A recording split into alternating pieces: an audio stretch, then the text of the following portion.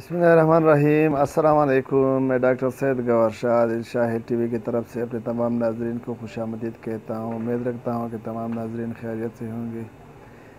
नाजरीन, आज हमारी वीडियो की जो इन्वान है वो है कब्ज़, कॉन्स्टिपेशन भी कहते हैं उन्हें।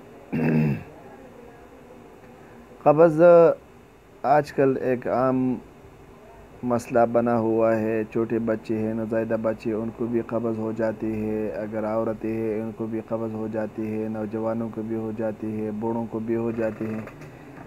कोई बंदा भी ऐसा नहीं है जिनको कब्ज़ नहीं है। ये होती क्यों है, पहले इस पर बहस करेंगे। मगर वीडियो शुरू करने से पहले अपने तमाम नाज़रीन से गुजारिश कर रहा हूँ कि जो पहली दफ़ा मेरे वीडियो देख रहे हैं वो चैनल को सब्सक्राइब कर ले, साथ बेल आइकन को दबाए ताकि जो भी वीडियो मैं अपलोड करूँ इसकी नोटिफिकेशन सबसे पहले आप तक पहुँच सके। वीडियो को लाइक और शेयर कर लें। नाज़रीन, कब्ज़ ज़्यादा बैठने के बायस हो जाती है, या जो बंदा कोई काम काज नहीं करता, बस खाते पीते हैं और लेटते हैं या बैठते हैं, वर्जिश नहीं करता, इन लोगों को ज़्यादातर कब्ज़ हो जाती है। दुकानदार या डॉक्टर या ऑफिसर जो ऑफिस में बैठे रहते हैं उनको भी ज़्यादा बैठने के बायस कब्ज़ हो जाती है। और स्पाइसी खाना खाने से भी कब्ज़ हो जाती। जो लोग ज़्यादातर बेकरी वाली अशिया इस्तेमाल करते हैं इनको भी कब्ज़ हो जाती है। जो ज़्यादातर चावल इस्तेमाल करते हैं, चावल वाले लोगों को भी कब्ज़ हो जाती है। जो पानी कम इस्तेमाल करते हैं उनको भी कब्ज़ हो जाती है। तो कब्ज़ के बहुत सारे मसाइल हैं जिनकी वजह से कब्ज़ हो जाती है। मगर इसका बर वक्त अगर इलाज न किया जाए तो ये बाद में बवासीर में तब्दील हो जाती है। तो आज मैं आपसे कुछ होम्योपैथिक अद्वियात भी शरीक कर लूँगा, इसके साथ कुछ यूनानी अद्वियात जो आम प्रसाद स्टोर से आपको बआसानी मिल जाते हैं वो भी आपके साथ शरीक कर रहा हूँ। तो वीडियो को आखिर तक देखना, ज़रूर देखना।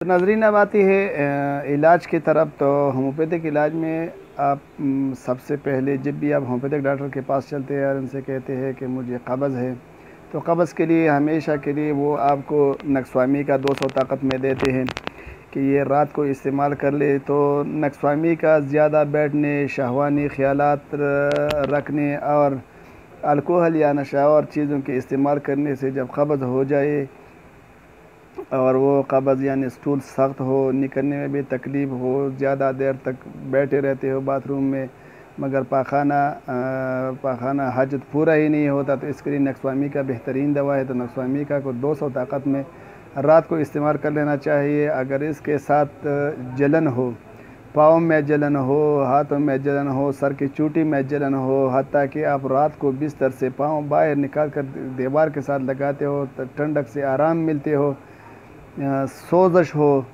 पाखाना होने के साथ साथ, तो इसमें सल्फर बेहतरीन काम करती है। सल्फर 200 को सुबह निहार में इस्तेमाल करनी है।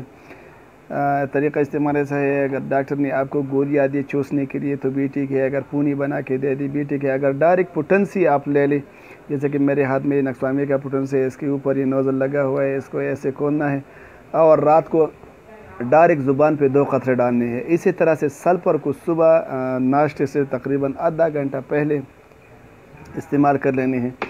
इसके अलावा नाजरीन, अगर आपके स्टूल सख्त भी हो, खुश्क भी हो और इसके साथ आपको प्यास भी ज़्यादा लगता हो, मुँह जो है वो खुश्क होती रहती हो या खुश्क हो जाती हो, तो इसके लिए ब्रायोनिया बेहतरीन दवा है। तो ब्रायोनिया को 30 ताकत में दिन में 3 बार इस्तेमाल कर लेना चाहिए।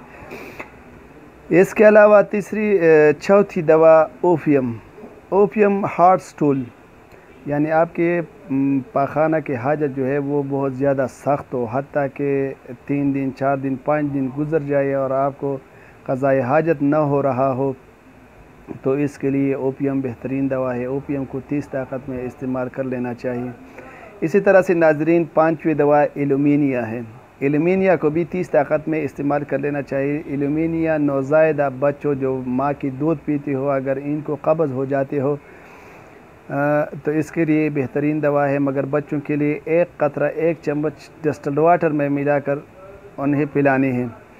और बड़ों को जो है 5-5 कतरे एक कप आधा कप पानी में मिलाकर इस्तेमाल कर लेना चाहिए। अगर पानी नीम गर्म हो तो ज़्यादा बेहतर है, या डायरेक्ट ज़ुबान पर 2 या 3 कतरे डालकर इस्तेमाल कर लेना चाहिए। इसी तरह से बाज़ी लोग ऐसे होते हैं कि इनको कब्ज़ तो होती रहती है, हफ्ता भर वो क़ज़ाए हाजत के लिए जाता नहीं, मगर वो इस बात की कोई टेंशन नहीं लेता। तो ऐसे मरीज़ के लिए सलीशिया बेहतरीन दवा है। सलीशिया को भी 30 ताकत में इस्तेमाल कर लेना चाहिए, दिन में 3 बार।